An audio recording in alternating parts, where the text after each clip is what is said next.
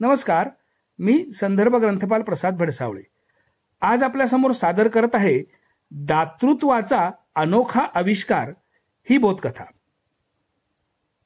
कलावंत व सामाजिक भान असलेले अभिनय सम्राट निळू फुले माणूस म्हणून किती साधे, सच्चे व दातृत्ववान होते याचा एका ग्रंथपालाने घेतलेला हा अनुभव। वैयक्तिक संग्रहातील पुस्तके शाळेला भेट देण्यासंदर्भात त्या ग्रंथपालाने निळूभाऊंना फोन केला। त्यांनी नंतर संपर्क साधण्यास सांगितले। ग्रंथपाल फोन करायचा, प्रत्येक वेळी निळूभाऊंचे नंतर हे उत्तर मिळायचे। असे तब्बल 42 वेळा झाले। पण 31 मे 2005 ला निळूभाऊंचाच मला भेटायला या असा ग्रंथपालाला फोन आला।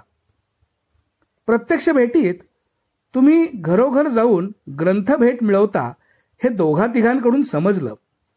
सामाजिक कार्यासाठी मदत मागायला येणाऱ्यांमध्ये गैरफायदा घेणारेही असतात, त्यामुळे ओळख नसेल तर मी संपर्क टाळतो।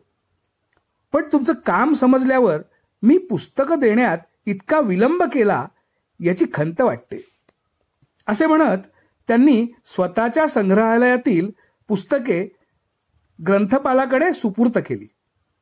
आभार पत्राच्या निमित्ताने ग्रंथपाल निळूभाऊंकडे पुन्हा गेले असता तेव्हाची त्यांची कृती आणखी थक्क करणारी होती।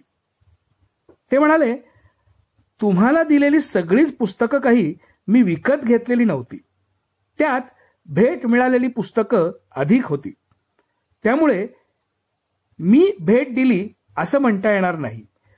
ही पुस्तकं शिक्षकांना वाचता येतील, पण मुलांचं काय, त्यांना ती काय कामाची?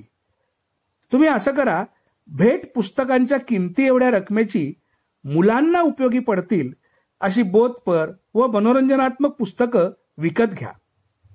रक्कम माझ्याकडून आत्ताच घेऊन जा, असे म्हणत निळूभाऊंनी साधारण त्या रकमेचा धनादेश ग्रंथपालांच्या हातावर ठेवला। असे होते निळूभाऊ।